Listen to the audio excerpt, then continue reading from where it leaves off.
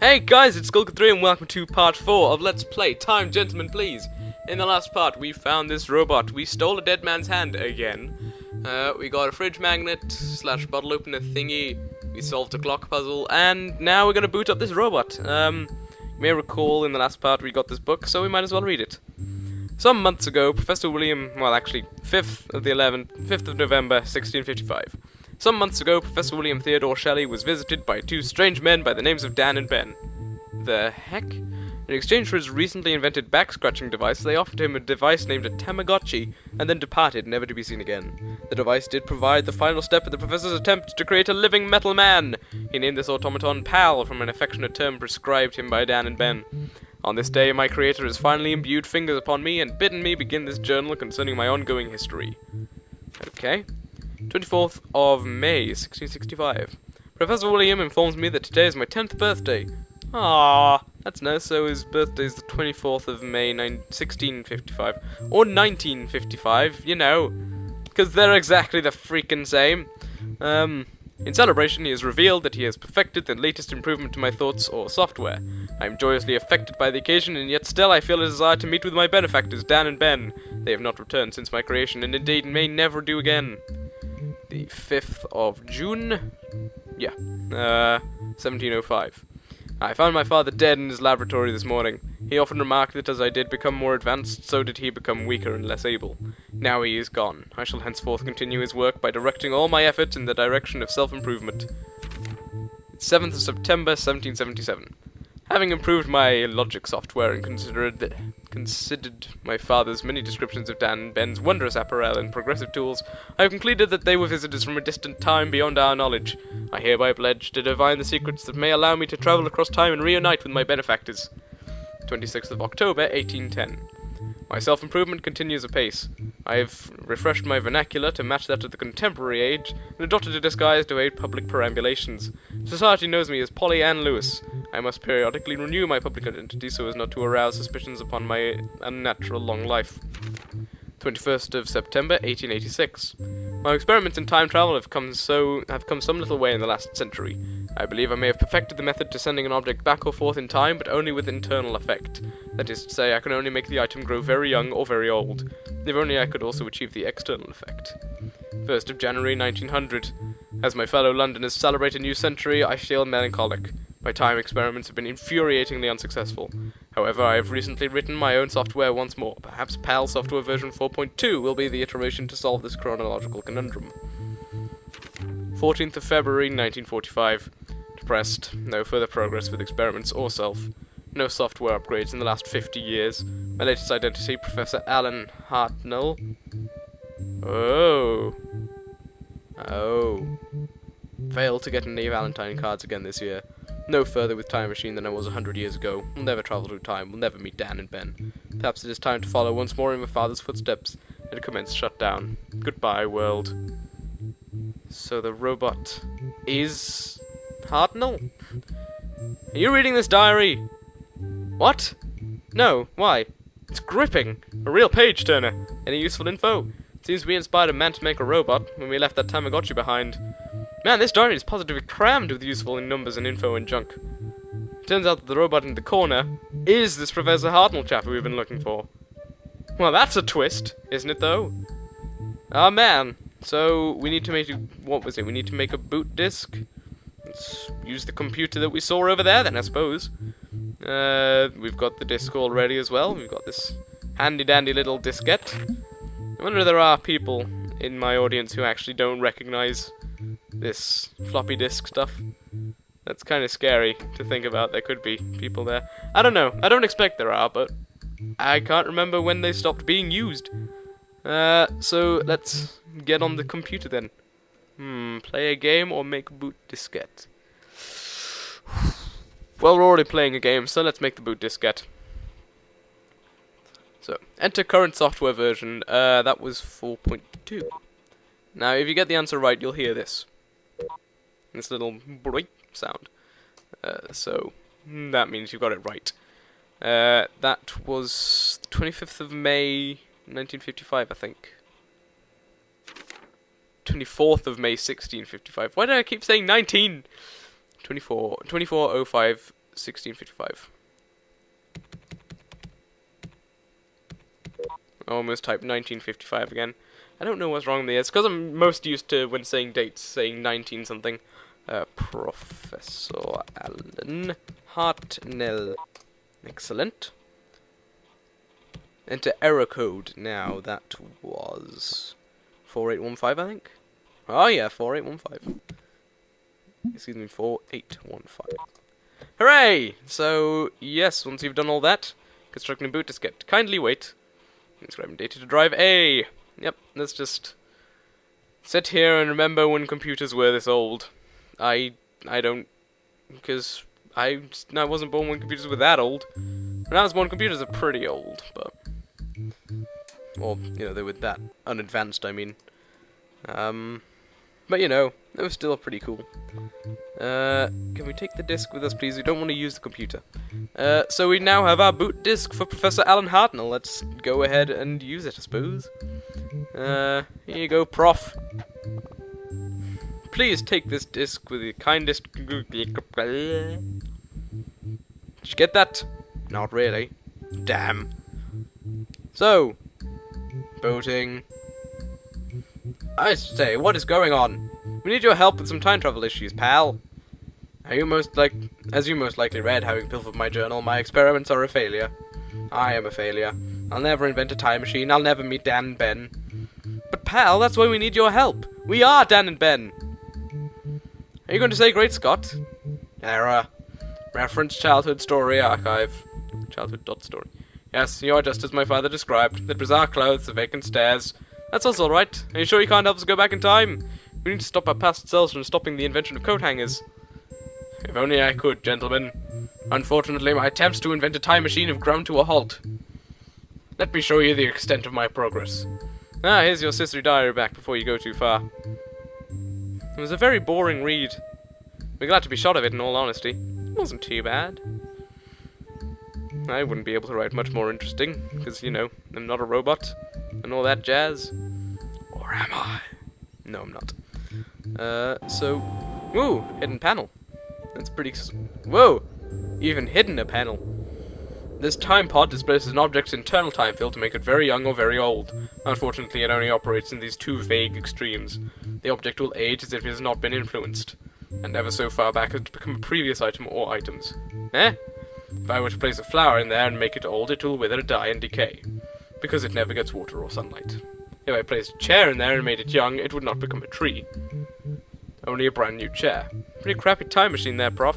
Yes, well, I didn't get to spirit and power myself down because everything was dandy enough to snuff, young sir. This will not avail you of your situation. I'm afraid you're stuck here. Nuts! Damn it! Well, we might as well use this fancy majiggery, eh? Let's see what happens when we de-age. Let's de-age this hand. Step away from the machine, Sonny.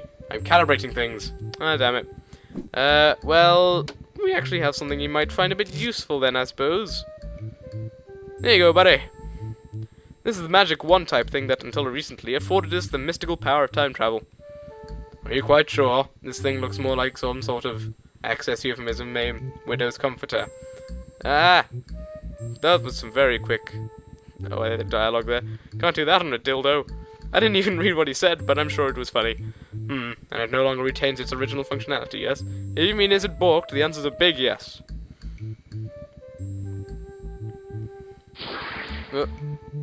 Oh boy. Heavens! Oh yeah, it's been opening up time rips lately too. Then we must practice caution.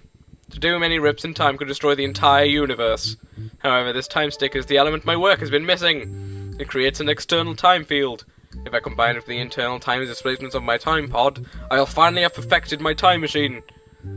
I'll have it up and running in approximately 10.4868 minutes.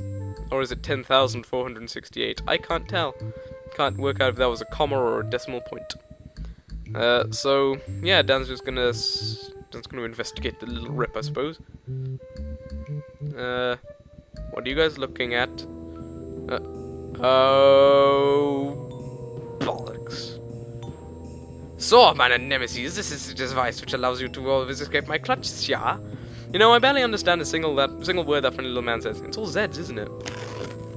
But don't look over there. Do, nothing to see.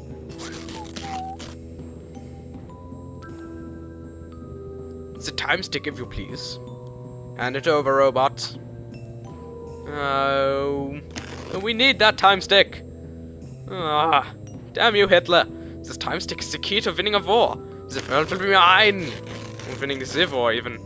So, Downward Ben, it seems I have the upper hand once again. You were right to bring me here, Colonel Eisenbauer. We must keep the dungeon free for experiments. Put Downward Ben onto guard in here. It will prove an effective makeshift prison until they reveal the location of the Golden Coat Hangar. Jawohl, mein Führer. Oh, and kill the fugitive Seltring professor. He has outlived his usefulness. Bwahaha! Ooh, he is evil. Well, you know, Hitler wasn't exactly hated because he was nice.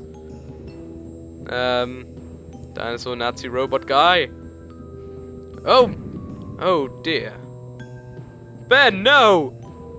Professor Hartnell, also no! Dad.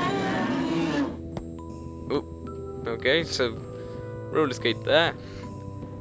And Dan is just kind of fine, really. For now. Oh. Maybe not. And yeah, so we're all dead.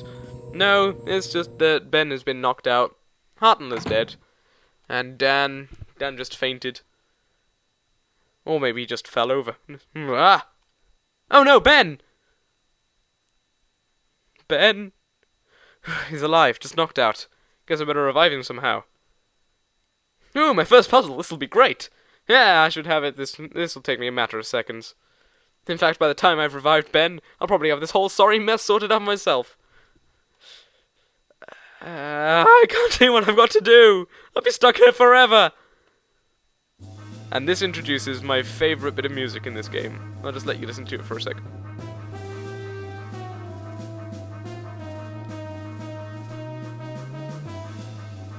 I really like this music. Let's try zapping him awake. Can't charge Ben with a generator, it'd kill him! What a stupid idea! Why am I even considering it? Oh, this is hopeless, so hopeless! Well, you know, this just became available, so I suppose we might as well use this. Yes, I collected an item! The first step. Now, what should I do with it? I'm stuck again! This is horrible! What else is available here? Oh, time rip. Let's see what's in here then. Excuse me. Hey, this looks familiar. Woo! I recognize this place. It's a weird coincidence that Pal's house is exactly on the spot where that old warehouse will one day stand. Man, I hope at the end it doesn't turn out to be us in the future again. It better not be. Let's use this robot foot with wheels in the water. You guys will see what I mean soon enough. So now we have a wet metal boot. So, you know what happens with wet metal, right? It rusts. Pick up some rain and what? Carry it in my hands or in my pocket? Ridiculous! I actually meant to go back through the time rip, thank you. I can't use myself. There we go. That water's cold. Damned cold. Refreshing though. Refreshing, you say? Now we're also going to need to go over here. Because you may have noticed there's an object that I just sort of left. I think you get some funny dialogue if you pick it up. Well, Ben is still awake, but I forgot about it, so oh well. Let's take this with us. No dialogue. Honestly, Dan, there's a reason you don't get to be the protagonist more often. It's because you're not funny. No, he's plenty funny.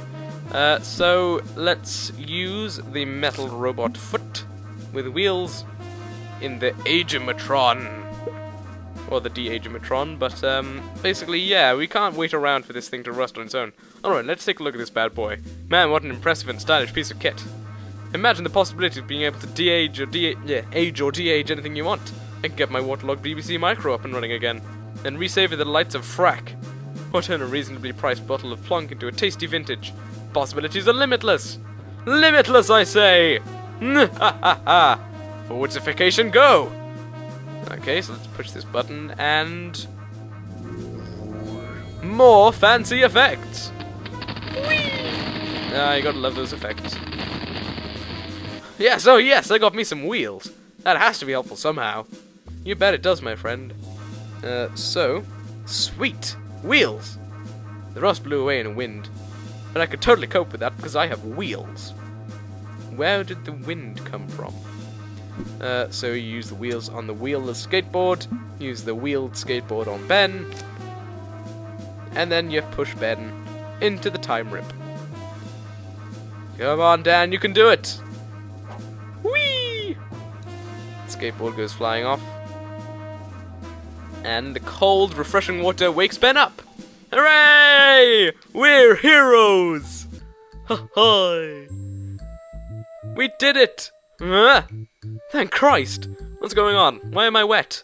I revived you by putting you on a skateboard with wheels from a hyper-aged rusty robo-skate, then wheeling you into the rainwater through the time rip.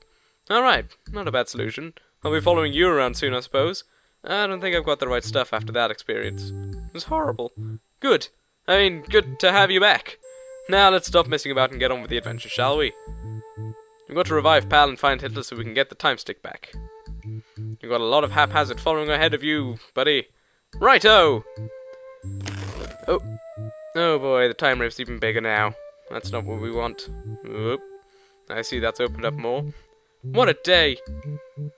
What a day indeed. And so, after that thrilling section with Dan, I shall see you guys in a later part, like, you know, the next one, or something. I'll see you then, guys. Goodbye!